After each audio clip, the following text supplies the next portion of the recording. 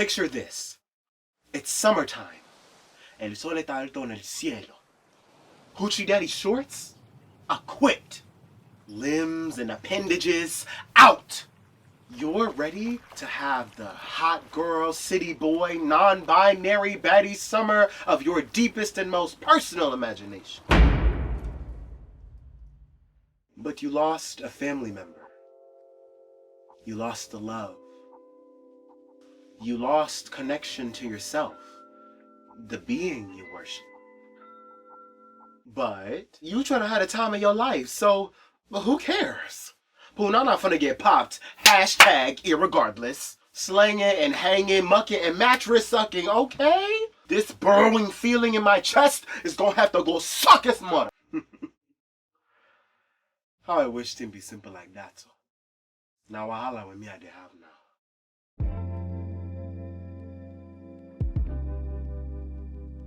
That intro was the simplified premise of Akwaeke Emezi's You Made a Fool of Death with Your Beauty. Faye, a Nigerian artist experimenting with her looks and personality, is a woman saddled with the grief of losing the love of her life, Jonah, in a car crash 5 years ago. But she, along with her best friend Joy, a queer Ghanaian woman obsessed with chasing men's wives, are tired of her being afraid of being seen as more than just a quickie, more than just a transaction. Faye is scared of sharing her grief with others. As a Black, first-generation Nigerian American, I am very familiar with the laugh to keep from crying mentality that keeps people from sharing their grief interpersonally. Because who wants to be the one that ruins the party? Me vibe killer, or I didn't want at this war, so why would me go and spread more sadness? Look at home Josh, No! If you share your grief with a community of people that have genuine care for you, then when you're happy, the happiness hits different. When people see you at your lowest, being with you at your highest becomes even more cathartic. Listen, I will never clown the ways that people allow themselves to feel okay. But we can utilize strategies like that while also working on other strategies that have a bit higher benefit count. Don't you agree? Emotions like grief and sadness need to be expressed and received by others, willing to help us process them. Of course, being in contact with mental health professionals can be extremely beneficial, but there are way too many people that cannot afford therapy. So, I'll stick to talking about communal support through emotions difficult to handle alone. Trauma dumping and expressing one's sadness are not the same thing. Human beings are complex beings that can feel multiple different emotions at once. So, how do we even talk about grief productively? I think it's really just an awareness that however one grieves is okay. And it's really, I think the biggest thing is just being present to the griever and what they're experiencing in that moment. And really being present with, okay, you're angry, let's talk about that. You're sad right now, let's talk about that. Okay, you need some distraction right now, or you need to kind of just numb out for a minute. Cool. I really think it is what is productive is just allowing humans to be humans and to feel what they need to feel in the moment and to not put expectations on grief. I feel like there's so many different expectations that get put onto grief for whatever reason. I think from ourselves, from other people, from our society in general, of we need to grieve a certain way or it needs to look a certain way. I think a lot of people feel like I'm grieving too much, or I'm showing too much, or I'm showing too little. What does that mean then about, do I miss my loved one if I'm not showing my emotion? And I think, when we think about talking about it productively, it's like, of course you go through these stages. That makes sense why maybe you're not showing it right now, or it makes sense why you're showing this emotion. I don't know. We all have different ways of grieving, and there's not one way. And I think that's the most productive thing we can remind ourselves of. Talking about our grief can be off-putting, but it's necessary to be the bad boys, gals, and non-binary pals that we can be. And here's a shout out to the patrons because they so great and they fund all the things on this channel, so you should become a patron.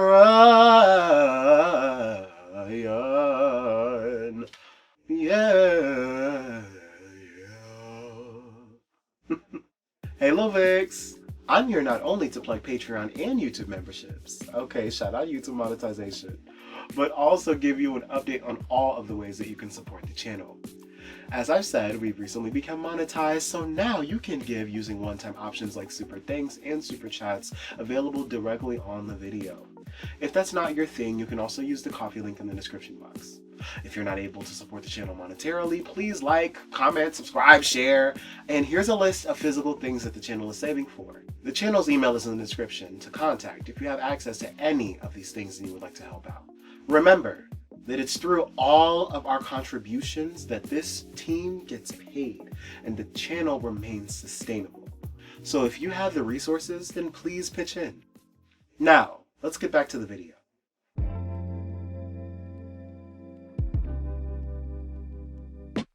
So now, we've discussed ways in which one's community can support each other through grief, centering You Made a Fool of Death with your beauty's well-written story.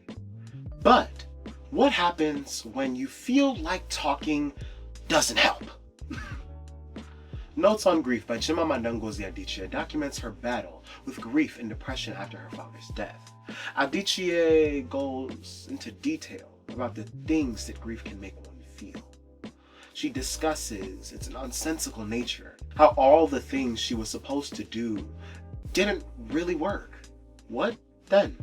I guess my first question would be, where do you think that expectation is coming from that you're not doing it right? Or I guess what would the feeling be, if that makes sense, of like, well, what makes you feel like you're not processing it correctly? Again, I think it almost ties back to that feeling of there's so many expectations with grief, of I should be doing it this way, or if I'm grieving right, you know, I will feel this way, or maybe I'll be less sad, or maybe I'll be less angry.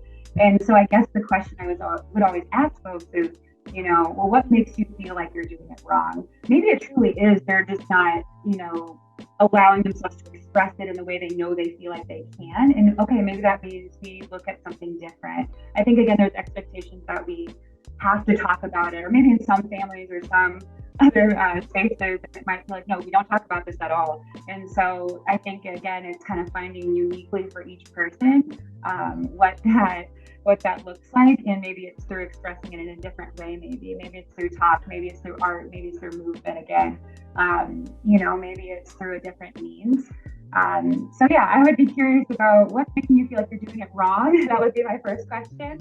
And then secondly, like, okay, you know, something feels like it's stuck still. How do we move you through the grief in a way that feels ultimately healing for you? I will say with grief in general, there can be a lot of meaning. And when I say meaning, it doesn't mean that you create meaning of like that you'll be ever okay with the fact that somebody died or that you lost something. Like, that's not what that means. It's more like you can create meaning of how do I live my life, for example, in a way that honors my loved one, or what have I learned through this grieving process? Maybe it means I become more emotionally attuned to my experience, or I'm able to connect with others in a different way.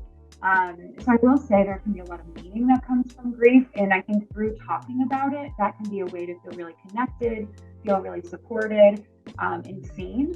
I think grief groups can be amazing for that purpose. I think sometimes, again, with the expectation of we're not over grief quick enough, a lot of times people might feel like, well, I've talked to my family about how I'm sad and it doesn't feel like it's moving, and they don't feel like they're hearing me anymore.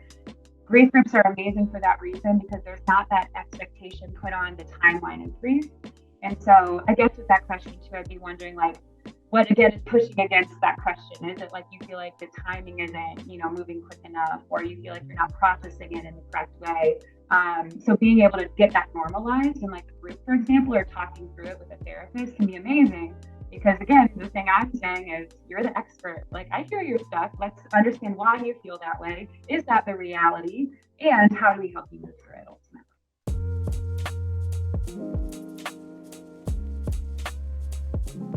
What happens when your grief is caused by your community?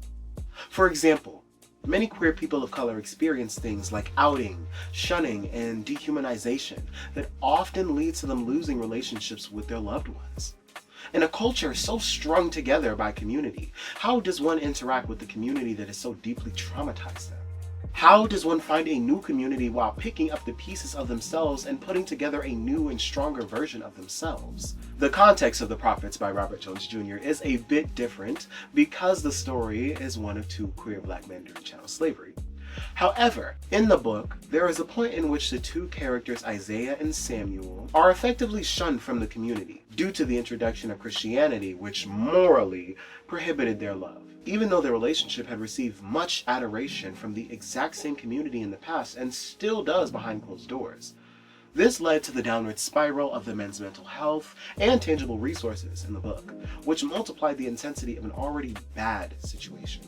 What advice could one give to someone whose misfortune is multiplied by an intersection of their existence that doesn't just encourage them to temporarily kill parts of themselves in order to conform to other people's expectations? The biggest thing I would say in terms of advice is, how do we process all of that? How do we hold all of that? How do we create space for the multitude of different things that probably do come up emotion-wise with regards to that? I think finding space to, again, process every single one of those emotions is really needed. It can be very healing, even though it doesn't take away, obviously, the detriment that has, happened, or the difficulties that might have arisen for them. But even so, I think allows people to at least process that. I think a big thing is, again, finding spaces where they are able to be authentic, where they are able to feel connected to people that they can trust. I know that takes time and might take, various places or spaces that they might need to find with regards to that. But I think authenticity is going to be incredibly important. I think when we think about authenticity, we oftentimes think of meaning. And meaning ultimately is a huge piece of allowing people to process their grief. Meaning can be incredibly powerful and it can be incredibly healing. And again, that takes a lot of time and work and being able to process through all of that. But I do think if folks are able to find a sense of community, find a sense of authenticity, allowing themselves to be authentic, that can really create a great sense of meaning that I think is really needed in a grief process. Grief manifests itself in many different ways, and some of these ways are documented in the books You Made a Fool of Death with Your Beauty by Akwaeke and Emezi, Notes on Grief by Chimamanda Ngozi Adichie, and The Prophets by Robert Jones Jr. One thing I've learned from these books is that grief goes hand in hand with trauma, and that trauma is often a result of loss. Perhaps it was the loss of a life that involved a love, the loss of an innocent relationship, the loss of a caretaker that caused you to be apprehensive towards new romantic or platonic relationships. Maybe they even made you search for other people that you thought were experiencing the exact same grief, because maybe if they understood grief, loss, and death, then being in community with them wouldn't be so blood-clot difficult. We live in a culture that glorifies expressing one emotion all the time.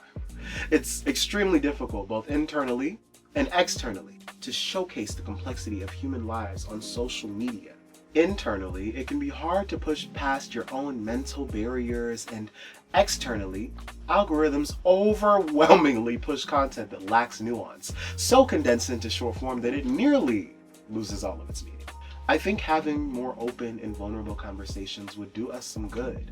And though that's easier said than done, I believe in us! We can make stronger, more empathetic versions of ourselves utilizing grief as a tool.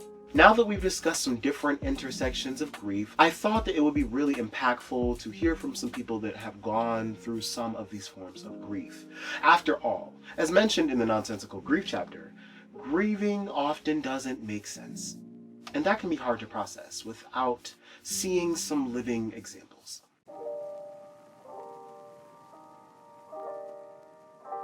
Grief is a vibe killer. It's something where if you want to talk about, losing friends, I've lost friends. I've lost friends from drug abuse. I've lost friends from gang-related violence. I've lost friends from mental illness. And when we've gotten together to talk about it, I won't lie, especially like being from Baltimore, we would just be like, damn, that's crazy. Damn, I can't believe they got Moses. And we might go drink, we might go play basketball extra long that day. But we didn't talk about why he was special to us. We didn't get a chance to celebrate his life even. Besides, like, if we were lucky enough to have, like, you know, a maternal figure, basically, like, orchestrate some sort of celebration of life. And now that I'm older, I do think about how that affects my energy when people start bringing up certain things, and I constantly have to fight against it. So that's why, you know, I become the person that says, "Hey, let's talk about something that might be a vibe killer," but I'm gonna try to package it and try to get into this conversation, because more times often than not, niggas do want to talk about it. They're looking for a space to have a conversation about it, but there's no script in our head that has been planned out for us on a optimal time to bring in, you know, I'm really sad that I lost my job, or, you know, my girl just left me. We can't even have a conversation about your girl just left you. It's like, oh nah, like she was this, she was that. Like, don't even worry about it. Get back out immediately. You don't even we don't have a good understanding of how to let anything but anger kind of sit in and of itself. Anything else besides anger, we're moving straight past it. And at the end of the day, I think that's stunting our ability to be intimate with our male friends, because if we are able to share those moments like that, we're getting to be our authentic self in front of somebody. It's kind of a two-way street, because like your friends are responsible for making sure that you're comfortable and able to like have the space to talk, but also like you should be able to have like the wherewithal to be like, these are my friends, this is my family, I should like talk to them if I feel sad, and you know, I should, you know, express that like I'm upset if I'm upset, you know. And I think a lot of people don't know how, a lot of men don't know how to do that, just because they don't get taught how to do that, and then they're adults and are emotionally stunted and have no idea why, and also don't have any idea what to do because they don't know how to communicate it, and then it just turns into a cycle. And yeah, you got to be intentional about the vibes that you set for yourself, rather than like you got to be more focused on like being a vibe killer for yourself rather than for others, you know, because like let other people let you know if you're being a vibe killer for them. And if you're being a vibe killer for them because you're like sad or depressed or whatever, then like honestly they're probably not like ideal like friends for you anyway. But like it's so important to like have the vibes in check on the inside, because it's like it sucks when like everything is trash all the time, when you're like sad and depressed and anxious all the time. Like you wake up and you're just like you like, and I feel like that till you go to sleep.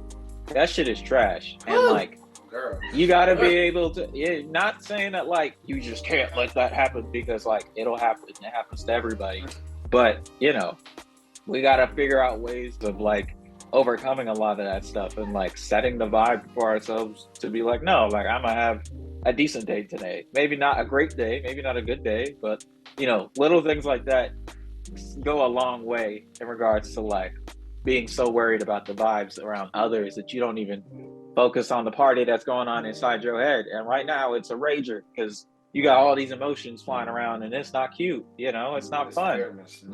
It's not fun. And you know, sometimes you don't want to party. Sometimes you just want to chill. Sometimes you just want to take a walk in a garden or whatever. And it takes a lot of practice to get to a point where you can have your mind not even empty, but just kind of filtered from like all the stuff that's just floating around in your head. I think that being able to share your grief and then also being able to be there for other people's grief is one of the most profound experiences that we can have as people.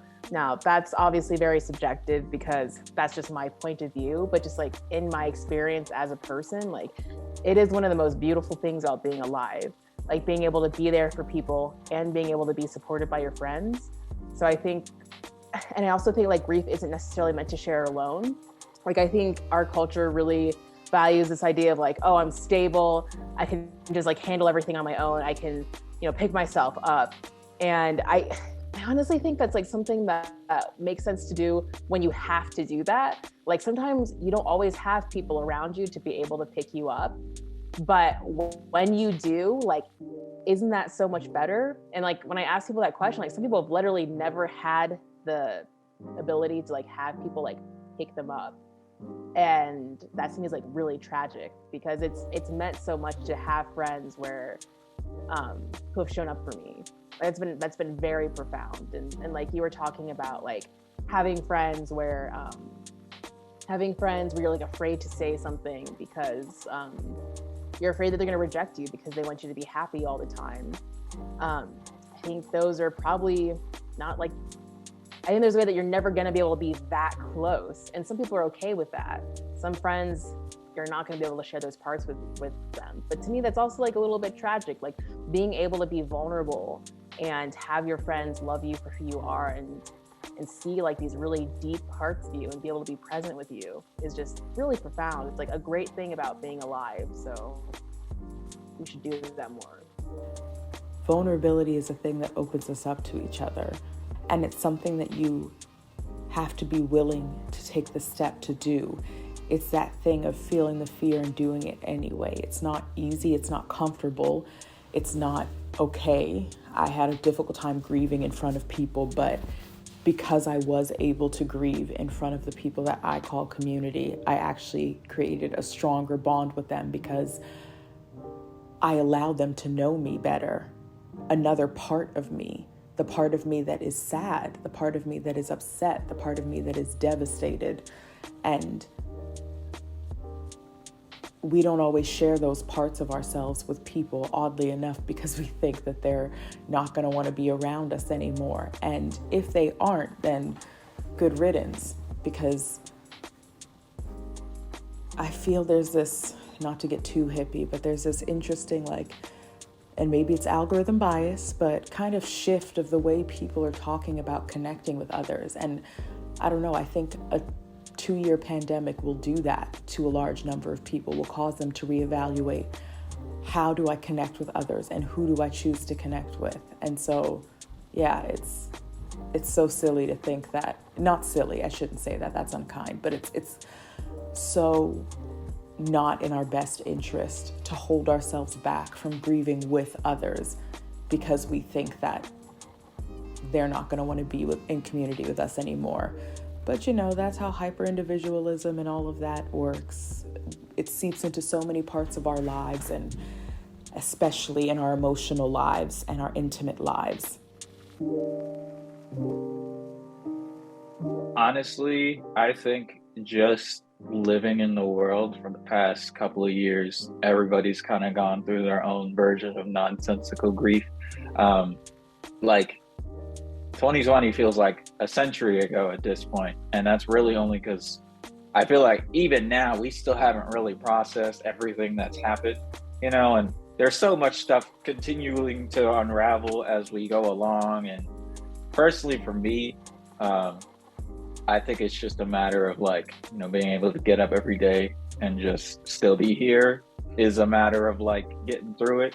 Just because like I feel like the pandemic was just kind of like a Pandora's box of like way more stuff that was underneath the surface, bubbling underneath, that a lot of people didn't know or realize or were trying to run away from, when suddenly there was something that every single person on the planet was faced with and every single person couldn't run away from. And it was nonsensical just in the fact that like none of us have ever really gone through something like this before, and we're still kind of going through it and don't really know what to do. And, you know, we're always constantly like, I got to be doing something to feel like I'm productive.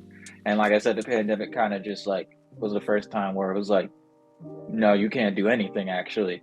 And even then, like there were still people that were like, you know, on TikTok, I remember at the beginning of the pandemic, they were like, I'm waking up at 5 a.m. and I'm doing Pilates and I'm doing all this and and like I'm doing this every single day. And it's like, you know, you see that and it's supposed to be inspiring, but it honestly makes you feel like, wow, like I'm horrible. I can't do none of this stuff. To the point where like sitting down and not doing nothing can be like almost like debilitating in and of itself, because it's just like, I feel like I'm supposed to be doing something. What's my purpose? What am I? And sometimes your purpose at this very moment is to just chill. So one of my neighbors, the one that's like lives right next to me, he's known me for all my life. He had throat cancer for like a few years, but he beat it, right? Then we get to 2020, right? And COVID hits, and he gets COVID. No. And he died. Like early, early when COVID. I'm talking like early 2020, right? And I know the family that lives there because I know the dad and everyone that lives there, and I saw how they dealt with it. I saw them at the funeral and everything. How it was kind of weird. It's kind of the first time I lost someone not like close, but like someone that like lives right next to you like that. You see them every day. I did carpool with their sons. I saw their daughter go to elementary school every day, talk to the mom most days, right? It was kind of weird because like you don't get that anymore. You don't get to talk to him anymore. You don't get to communicate with him anymore. When I did carpool with his sons, it did feel a little weird because like it was like something was missing there. It was like, yeah, it was kind of different. That was really bad, like, because it was like early COVID when that hit. Like we didn't know what took him out, and then we figured out it was COVID. It was like, wow. And then like after that, I almost lost my grandparents to it. So it was kind of like, yeah, it was really, yeah. I felt different about that situation, and especially I saw how their how the family reacted to it, and how the mom couldn't even do anything for like a few weeks to like months. How she had to have her whole family over at that household for a long time to help her out with certain things around the household, with her sons, with her daughter, because she simply just couldn't function for a minute. Because I mean, that was her husband for years. They saw me grow up. They saw my sister grow up. They were with my family when they moved into their house. So, we knew each other and everything. So it was very difficult to see that. I've experienced a lot of people dying. The person I was closest with who died was my grandma. And I'm trying to think like with how I handled that. Like in the story that you're telling, this person seemed like they really like maybe even like got along with their dad. Like with my grandma, like that relationship was so much more complicated. Like I really, really loved her. And there was also like a lot of pain to resolve where it was like, well, I will never be able to talk with her about this. And I knew that like before she died, because she was getting older, and she didn't have, even before she was getting older, she didn't have the tools or the capacity to talk about things in an emotional way. And so I knew that it just wasn't going to happen like long before she died. But when she died, it felt so final. And it was like, well, we're not going to really heal. I'll have to heal this without interacting with her. And that was very final. And that's something that I'm still working on. But in other regards, like I haven't had like other family members pass. It's something that I like get really worried about because of just like how final that is. Like I hope when people pass, like I hope that we can be on good terms and have like worked things out. And it's even if we don't like get along or like largely in each other's lives, like if we could sort through what we need to sort through. Grief just doesn't make sense in a weird way, because losing someone that you love, even though we all know that we're all going to die, I don't know how many of us really believe it. And because of that, when someone dies, it's always shocking. And my dad is actually a person who I think he's had the most detached understanding of death I've ever seen of someone. He just has really taken it into himself, folded the belief into his body that he's going to die and that it's okay.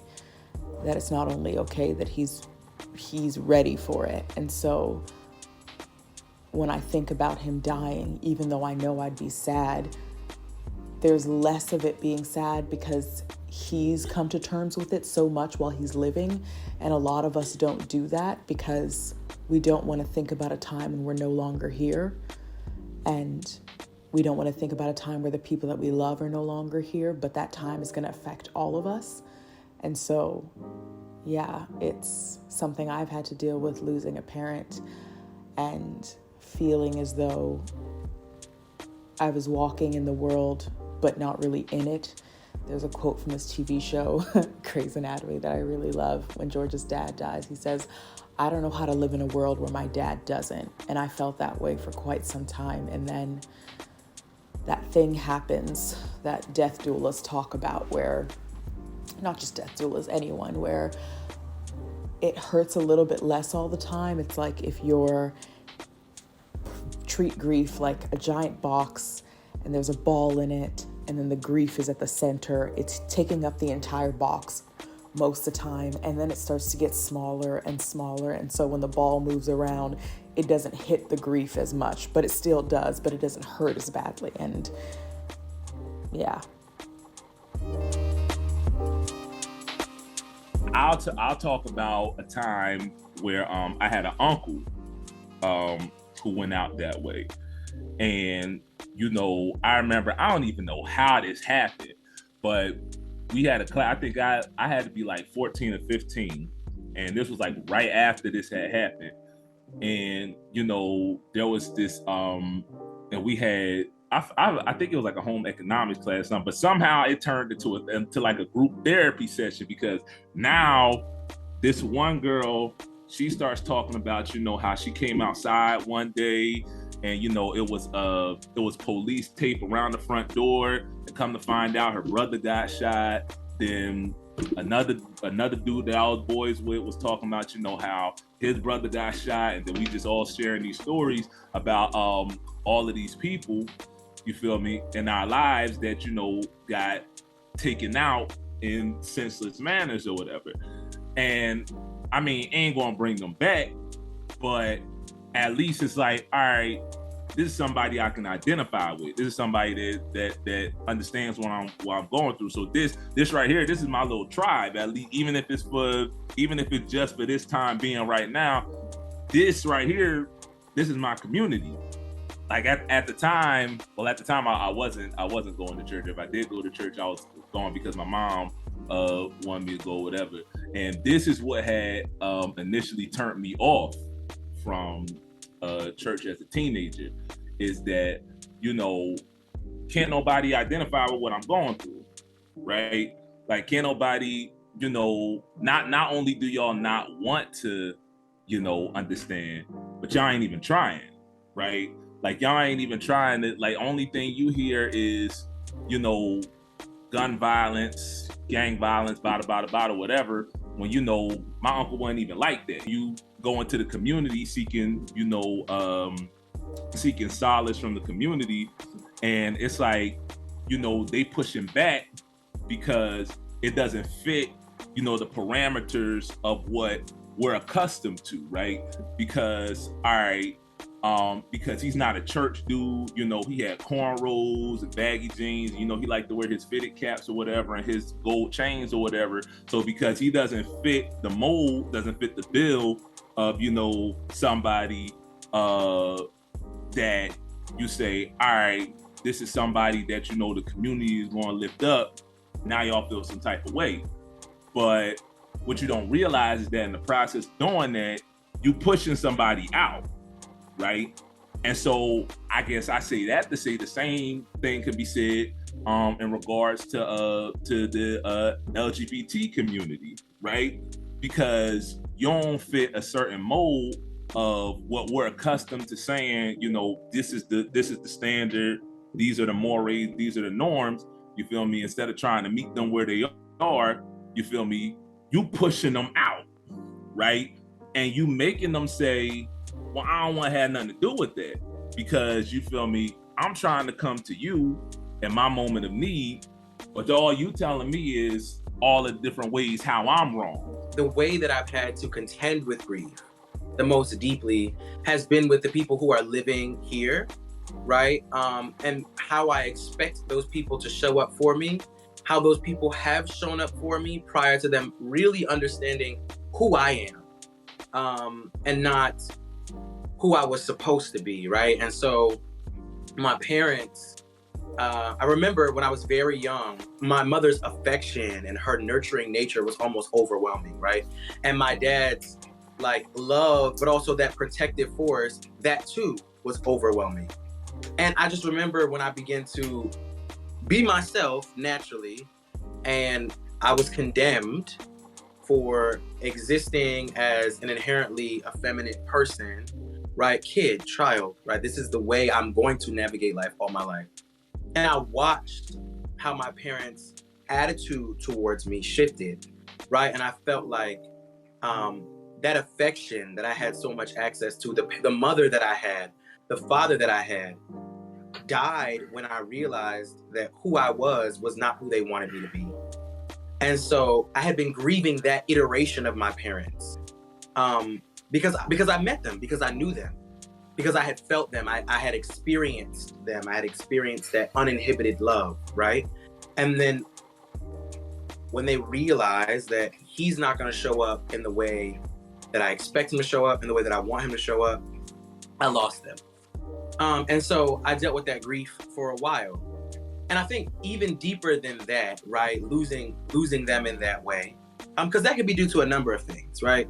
As we grow, we age, our relationship to our parents changes, right? And so I think that we're experiencing minor moments of grief so often we don't call it that, right? And for me, grief is just a loss in search of relief, right? And so I'm searching for the relief from that loss, right? For me, the deepest form of grief that I've had to deal with has been, because we mentioned grief within community, right? Has been when I'm in community with myself.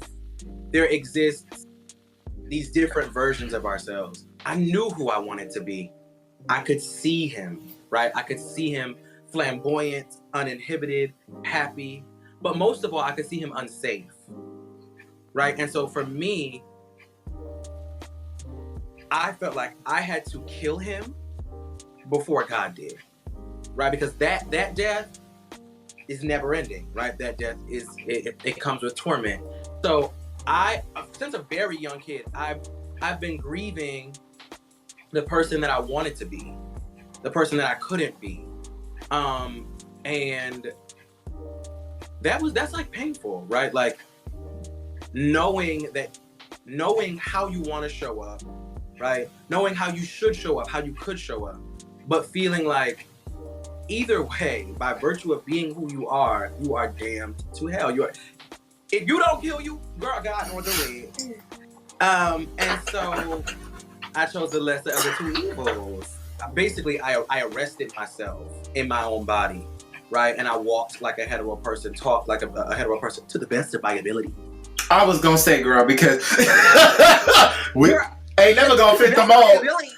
That for me, like between my parents and myself, those have been the largest forms of grief. And obviously, when I got to college, I began to do that work of unlearning. I feel like very much like Nicki Minaj, I killed Roman and I brought her back to life. Come on. And so that feeling you get when like you're like abandoned by like some of the only people you talk to, or like, you know, people who's supposed to have your back, like chiropractic, actually don't at all, can be what's the word I'm looking for? Paralyzing. Just completely like, and especially if you don't really have anyone else to talk to, it's just like, oh, like, well, now what, you know? And then you talk to yourself, but like, you know, it also depends on like how you talk to yourself too. Like you have to learn how to talk to yourself in a way where you don't end up hating yourself, you know, as just a normal like response to just things happening in your life. It's not you constantly like shitting on yourself and like basically like downing yourself at every point, being all self-depreciating and whatnot. And a lot of that comes from like being in community with people who like lift you up when you are feeling down, or just like lift you up when you're even feeling up, you know? I don't know. I never like felt like as though like I wasn't like a man and that I wasn't like boy enough, but like I constantly kept having like situations or like things would happen to where like it would be like boys don't do that, or it would be like, you know, why would you want that? Because, you know, boys do this and boys do that and boys wear this and boys wear that, and like I would be frustrated because I would feel like, you know, I'm a boy, But like, everyone's saying that boys don't do that, but here I am as a boy doing this. Yeah. No, I try to be a lot more intentional when it comes to like anytime there's like little kids around, and like, you know, if they're crying, if there's like a little boy that's crying and stuff, like it's okay to like pick him up and carry him and let him know it's gonna be okay. If there's a little girl that wants like, I don't know, a Power Ranger toy or whatever, like we're gonna play Power Rangers and like we're gonna like blow each other up and do all types of boy stuff because that's what you want to do, you know? And I'm like, just looking at my little cousins and stuff like that, like I can tell that they're gonna be like even further along that track. My dad, he immigrated from Trinidad when he was a teenager, and I never really got to experience much of that aspect of his culture because he's a terrible man. but that's something I think I grieve a lot, not being able to like get in touch with that part of me because it's so closely tied into someone who quite literally ruined my life in multiple aspects. And also, like you were saying, you have like family in Nigeria that you are like missing out on. When my dad at one point was just down the street and I couldn't go talk to him, you know? So I think in that way, that grief is really heavy to sort of carry, especially as a young person. You can't go to the person who quite literally, if there's anyone in the world who's supposed to be there for you, you can't go to them because of like arbitrary, like, forgive my language, bullshit. And yeah, I think that's a really heavy grief.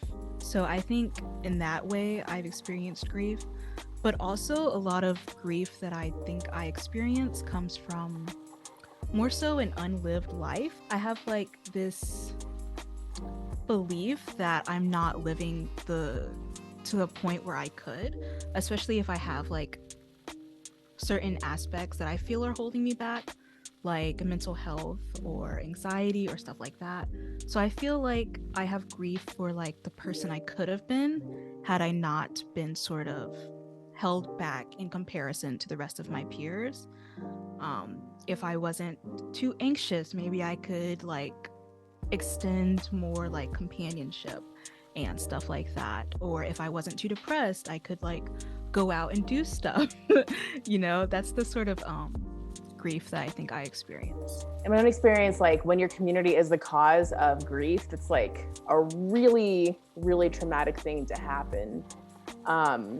If there's like no one in that's a part of that community that can support you, and it's like your whole community is causing you grief, and that's just like, you like, in my experience, like you kind of can't, oh, well, ideally, like it'd be nice if you could like make amends with your family or your community. Like ideally it'd be great if you could be like, hey, this is hurting me.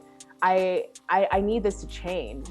But you know, a lot of times that's not possible. Like, so a lot of times you try to bring that to people and they don't have the capacity for that. And when that happens, it's like, you gotta go. Like you have, like, it's like there's like no choice almost. Like in my experience, like, so I was adopted by white people and like I still have a lot of care for my family. I want the best for them. And there was a way where it's like, you know, I tried to bring up, you know, all these issues around racism. They didn't have the capacity for that. And to this day, they have like a little bit more, but like still not quite. And there was like a way where like I had to be like, I have to leave because I don't want to continue getting hurt. And that's extraordinarily painful. And people say that you can like pick your family, pick your friends, but it's like really tragic that like the community that you maybe started in can't just be like your family. It's like extremely tragic. So it's really, really painful. And like I myself am still, you know, trying to, you know, pick my family and pick who I want to be around. Grief coming away from community and finding a new one. I think grief is so important in this regard because so many of us are afraid to speak about the lack and loss that we feel in so many different ways. And I'm not the first person who said this. Hooks has said this, bell hooks. But an example that immediately comes to mind is how many of us have really gotten to sit down and grieve the lack of connection we had with those in our family, let's say, throughout childhood and onwards.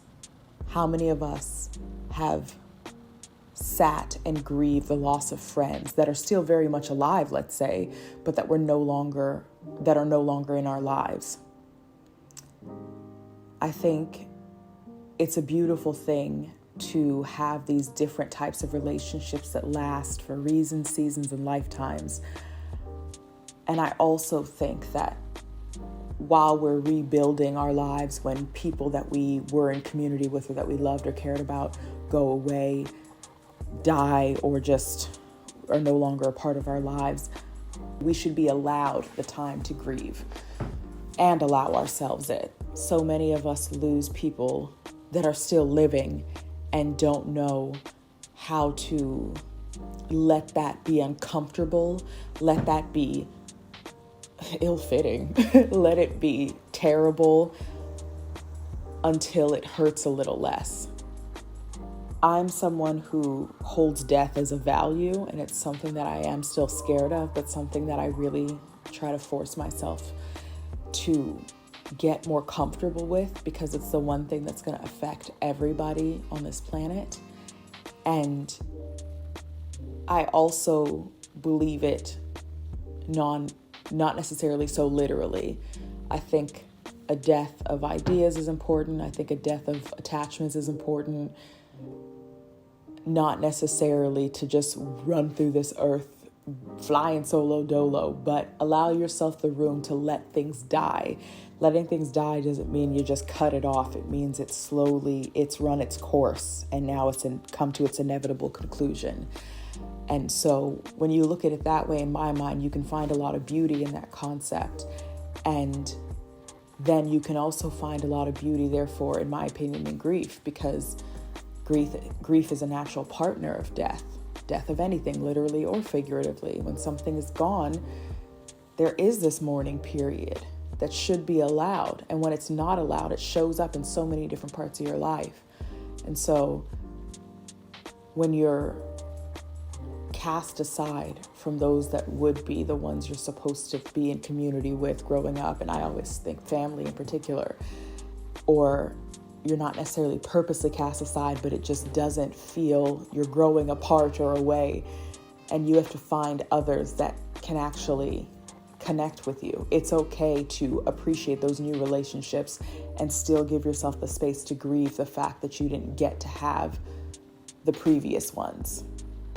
I guess when I think about grief, like sometimes people will say that, we don't have time for grief, or we don't have time for feeling our emotions. But I just want to point out that when people say that, I think that's often a trauma response. Like, people will not want to feel their emotions because sometimes you literally can't, but you can't. The times where you can't feel your emotions or don't have time to is when you're in a crisis.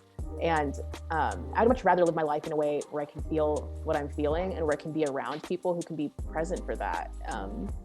I know I kind of like already established that a little bit earlier, but I just can't stress enough like how important it is to be able to feel your emotions, be present for your emotions, and to be around people who can be there for that.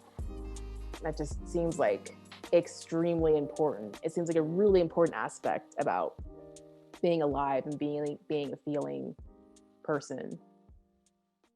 If you have learned anything from this video, I hope that you walk away with some tangible tips to help manage and prepare for grief, for the betterment of our communities and overall society. Hold space for processing some grief today. You might be shocked to see big monstera plants and trees ripe with coconuts on the other side. Unless, of course, you're allergic to tree nuts, in which case, just imagine some other paradise. I heard Iceland is nice. Shameless Maya lives in Sweden with her husband and her child. You know, they real cute. Try there. Also, read the books mentioned in the video. They were You Made a Fool of Death with Your Beauty by Akwaeke and Emezi, Notes on Grief by Chimamanda Ngozi Adichie, and The Prophets by Robert Jones Jr. I have victoriously completed another video. And until the next one, bye! Guys, if you will do me the biggest honor of subscribing to Victory's Patreon, you can go to www.patreon.com. Is it Victory the Creator? Never mind. Why are you working me? Am I your slave? My God. You could go to www.patreon.com/victorythecreator for what are your tiers? Tell me your tiers. Come on. So there are 3 tiers on the Patreon. There is a $3 tier, a $5 tier, and a $7 tier, and along with the $15 tier, it gives you access to 6+ hours of additional content with content creators like FB Signifier, Khadijah Mbo, and also now Shanspeare. Okay, let's get into it. Period. Go ahead, run me a check. My bad. 1 month. We're building.